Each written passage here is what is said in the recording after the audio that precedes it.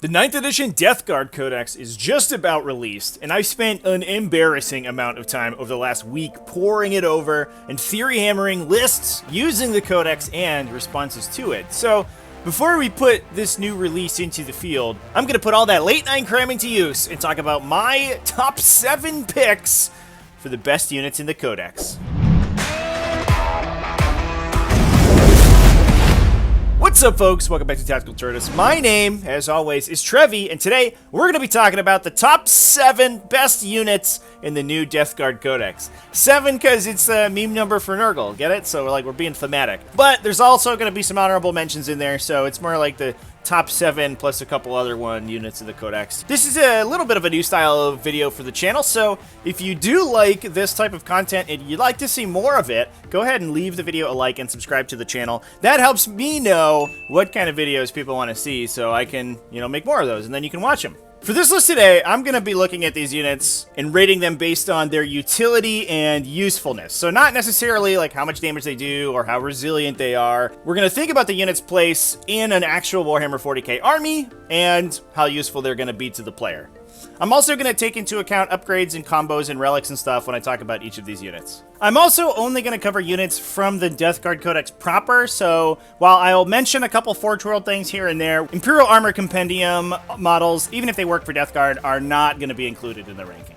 So with all that out of the way, let's just get into this video. At number 7, a little bit of a diminutive choice, but we have the poxwalkers. What if Chaos Cultists were also fearless, had a damage ignore roll, were better at melee, and could just regenerate themselves, all for the exact same points cost? Now, there is a little bit of a downside to any non-Bubotic Astartes units in your Death Guard army, since you can't have more Poxwalker or Cultist units than you have actual Death Guard models. But, that said, these Poxwalkers are excellent choice in multiple situations when you're building a Death Guard list. Not only do they fill up your troop slots super duper cheap for 50 points per unit of 10, but also if you want to go ham, you can combo them with a Harbinger's army using the Wrathful Dead stratagem alongside their own stratagem to deal mortal wounds, putting Typhus in there for all sorts of combos to actually make them deal damage.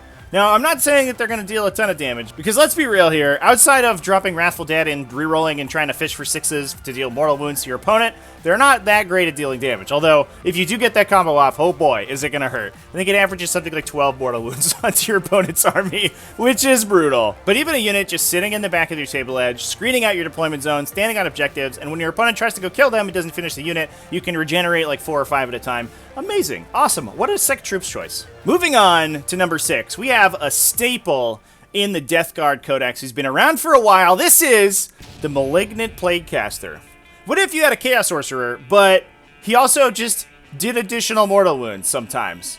It's just better than a regular Chaos Sorcerer. Also, this guy slaps in melee. He's strength 7. That's pretty good. But the Contagion Discipline is pretty solid, and you're probably going to want at least one caster in your army, besides probably Mortarion, who can throw buffs around and increase your contagion rages and do all that good stuff. Even if he's just sitting near the front line, dropping smites and offensive powers at people, his Pestilent Fallout ability also deals additional mortal wounds on top of that. So, what's not to love? He's also not in Terminator armor, so he can actually keep up with your army by going in transports like rhinos. That does mean he can't teleport, but given that he wants to get within 7 inches rather than 9 inches for his ability to trigger, that's not really that big of a deal. But given that this guy can cast 2 powers a turn, and there's about a 50-50 chance that you roll a 7+ on a psychic test, he probably averages 1 additional mortal wound over a Chaos Sorcerer when he's just dropping offensive powers on people. So, that's great. This guy's awesome. I think my pick for the best, or at least most efficient HQ choice in the entire faction. Number 5, another staple of the Death Guard armies in the past, and I think going forward, we got blightlord terminators. These guys got a huge glow up in the new edition. They got an extra wound, they got their new Disgustingly Resilient, which is going to be really gross with that T5 3-wound stat line, which is awesome. As always, the unit is excellent in melee. They have access to those Plague Flails, which have always been good, despite the fact that they now have to use a stratagem to overkill with their damage. I think that's okay, though, because in a lot of Death Guard lists, as we'll talk about later in this ranking, you're going to have a lot of CP to play around with. I think they're also the premier bolter stat line applicator in the army, which I think is a big deal thanks to the stratagem to turn all of your bolt weapons into plague weapons, which means that these guys can potentially deal a ton of damage combined with Arch Contaminator, since each guy is shooting out 4 Strength 4 shots with full rerolls, potentially a point of AP, potentially exploding 6s, multiple ways to get +1 to hit. It's not a ton of damage since they're 1 damage weapons, but you're going to shred some hordes pretty quickly. So blightlord terminators, good all-around pick, can teleport to the battlefield. Just awesome. Number 4 is a relative newcomer to the top level of competitive Death Guard lists. This is defected bloat drone.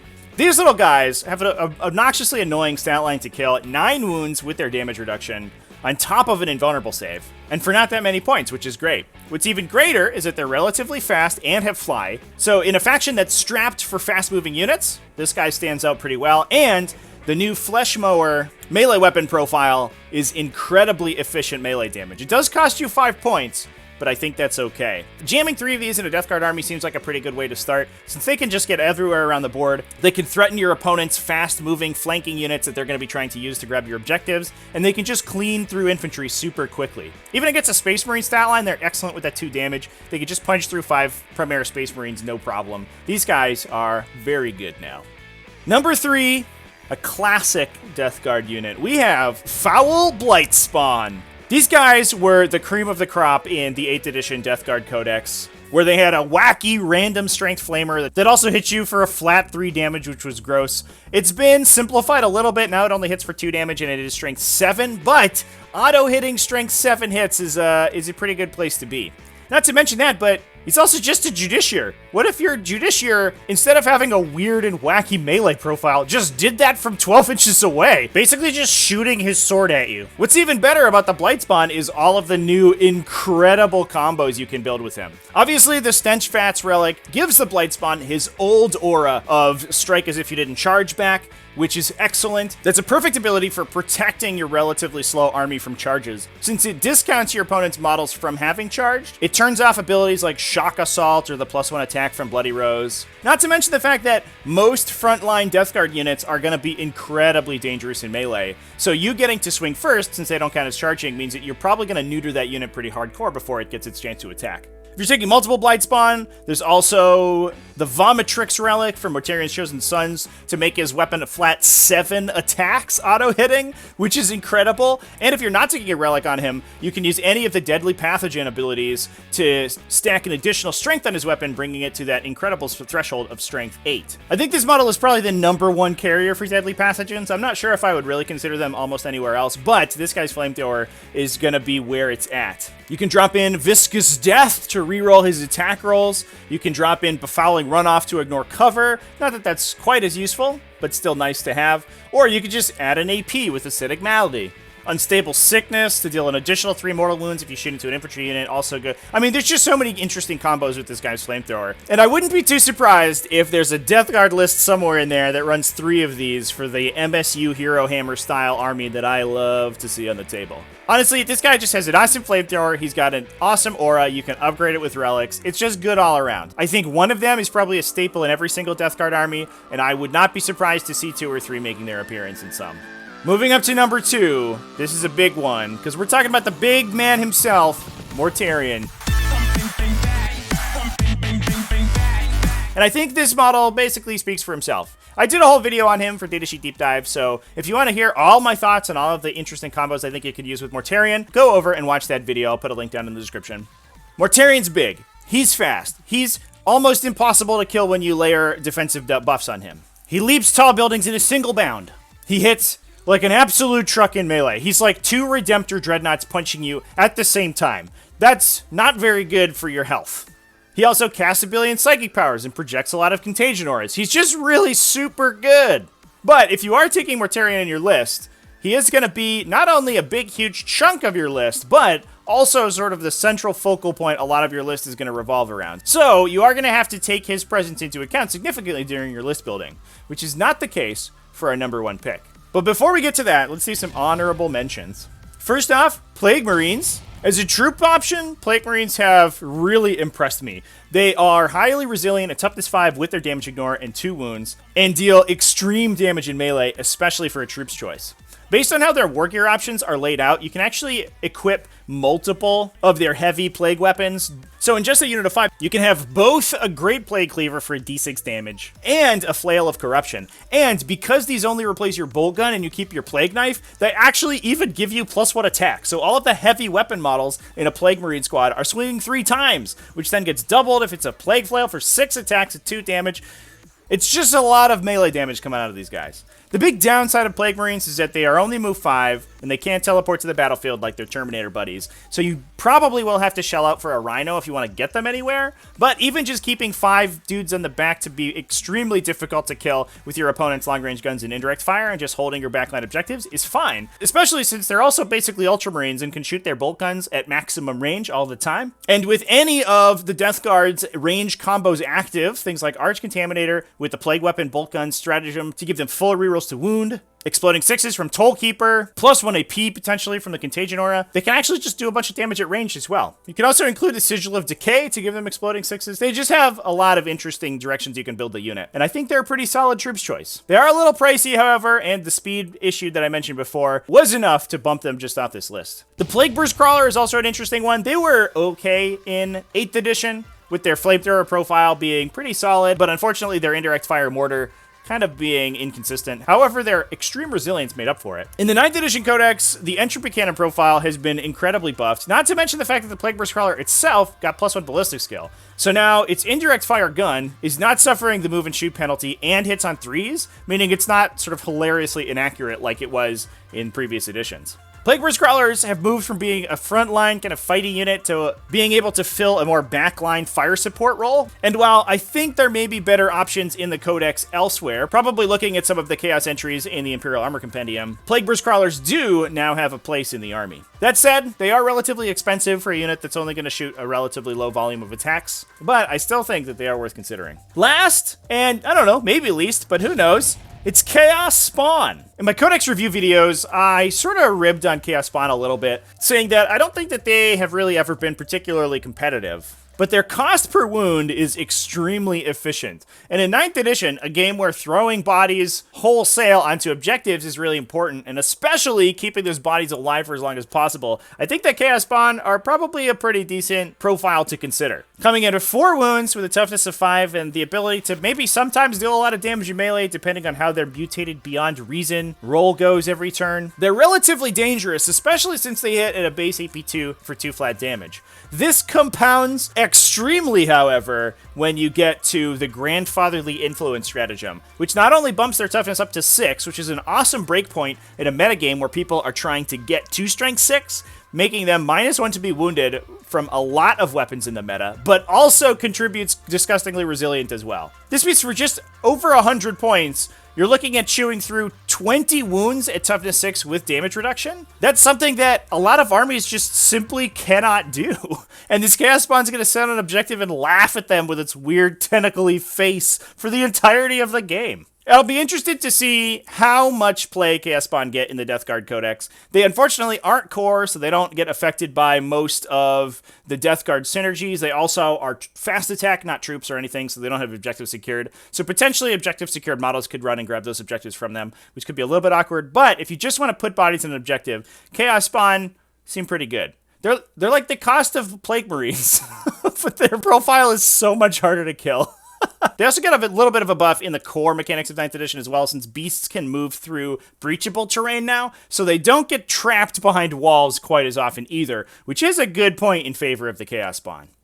But now that we've talked about those guys, let's talk about my pick for the #1 unit in the Death Guard Codex. And I think this is going to be maybe a little bit of a hot take, but it's the Tallyman. Mr. Tallyman, tally me banana. The Tallyman himself is not a particularly impressive stat block. He's just got sort of normal Space Marine stats that comes in at toughness 5, 4 wounds, 4 attacks. He doesn't even have a melee weapon, just a pistol. So that's not really particularly impressive. What is impressive, however, is that by putting a Tallyman on the table, he represents about 3 command points for your army. Given the fact that his 7-fold chant ability now triggers on a 7+, it's about a 56% chance to generate a CP every turn. So in a 5-round game of 40k, you're going to be generating about 3 CP. Given that a lot of players value the cost of a single CP at between 20 and 25 points, this means that for 70 points, the Tallyman comes in right at the perfect slot to be efficient.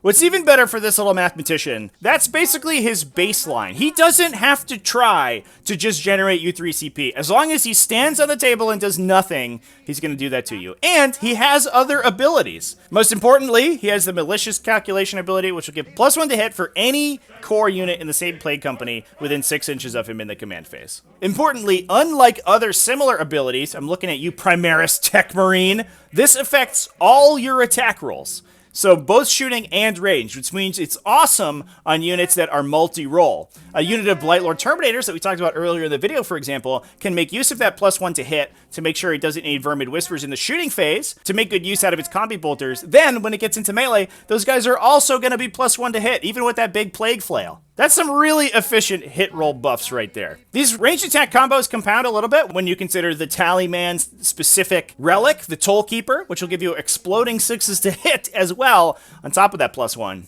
This means that Death Guard actually have some randomly good synergy with Dreadnoughts. If you take any of the Dreadnoughts out of the Imperial Armor Compendium, because they have the core keyword, you can give them +1 to hit and explode 6s on their heavy weapons, which means that Death Guard have, like, really good range damage output if you take those units. There's a lot of different list archetypes that are experimenting with Tallyman, and I think that most Death Guard lists from this 9th edition Codex will just start with a Tallyman to begin with, and then build out from there. He's just such a useful profile. He does things in multiple phases, he improves your army significantly, and regenerates those CP. And while I don't know if Death Guard is going to be a faction that spends a ton of CP, having CP left over to do all of the random little mortal wound stratagems that you really want to on Death Guard, making all your little characters explode, triggering disease effluence as often as you can, dropping that 3 CP blight bombardment at the top of turn 1 to blow up your opponent's army, those are all going to slowly bleed CP, and being able to regenerate them pretty consistently is going to be real nice. Even crazier, if you have 2 Tallymen, they stack on one another, so if one of them fails the 7-fold chant roll, the other one could just try it,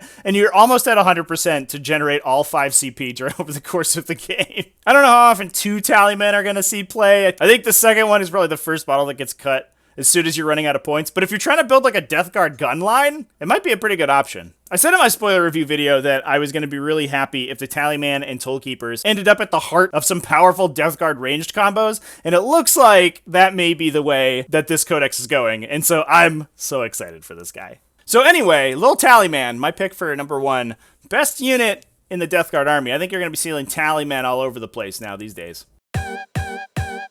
But that's the end of the list. I hope you enjoyed this video. If you have any of your picks for the top models in the Death Guard Codex, let me know down in the comments. You know, do that YouTube stuff. Do the like and the comment and all that. And let's have a little discussion about those Death Guard models. Thanks for watching all the way to the end. I really appreciate it. And you know what else I appreciate is my patrons over at patreon.com/tacticaltortoise. Those folks are awesome. They get some cool extra stuff. Early access to videos. They get some extra content in videos. Early access to T5S2 tournament pods. We're going to be running Season 3 real soon and starting rapid fire events pretty quickly. So if you want to get in on those real quick, jump right over there, patreon.com/tacticaltortoise, and get in on it. Last but not least, everyone, thanks for watching all the way to the end. I really appreciate it. Remember to keep it classy, folks, and have happy wargaming.